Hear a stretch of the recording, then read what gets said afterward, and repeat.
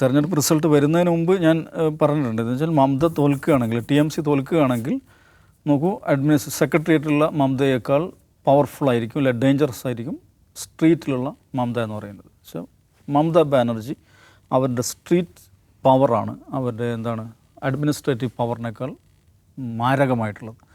അതുകൊണ്ട് ബംഗാളിലെ തെരഞ്ഞെടുപ്പ് ഫലം അത് TMCക്ക് എതിരാണെങ്കിൽ, അല്ലെങ്കിൽ പൊതുവെ അവർ പ്രതീക്ഷിക്കുന്ന അതിനെതിരെ ആണെങ്കിൽ അതൊരു സ്റ്റോളൻ വേർഡിക്റ്റാണ് എന്ന നിലയ്ക്ക് തന്നെയാണ് അവരെടുക്കുക എന്ന് നമ്മൾ ഔട്ട് ഓഫ് ബോക്സ് 1-2 തവണ അതേക്കുറിച്ച് പറഞ്ഞിട്ടുണ്ട്. അപ്പോൾ അതിലൊരു ഇതെന്താണെന്ന് വെച്ചിട്ടുണ്ടെങ്കിൽ ഇതൊരു സ്റ്റോളൻ വേർഡിക്റ്റ് ആണ് എന്ന് സ്റ്റോളൻ വേർഡിക്റ്റ് അല്ല എന്ന് ആളുകളെ കൺവിൻസ് ചെയ്യാവുന്ന ഒരവസ്ഥയില്ല. കാരണം 90 ലക്ഷം മനുഷ്യരെയാണ് വോട്ടർ പട്ടികയിൽ നിന്ന് ഒഴിവാക്കിയത്.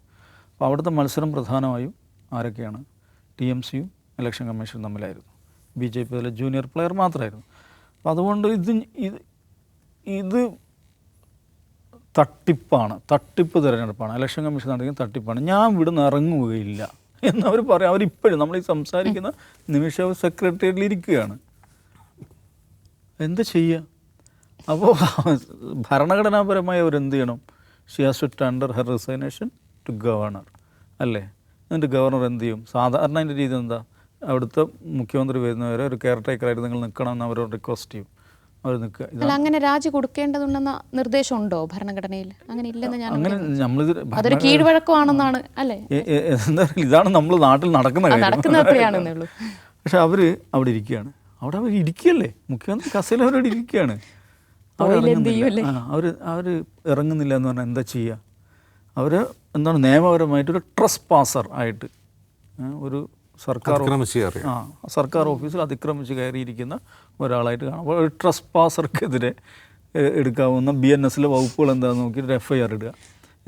എന്നിട്ട് അവരവിടെ നിന്ന് പൊക്കിക്കൊണ്ടുപോകേണ്ടി വരും. ഇങ്ങനെയൊക്കെ ഇന്ത്യൻ രാഷ്ട്രീയത്തിൽ നടന്നിട്ടുണ്ടോ? ഇല്ല.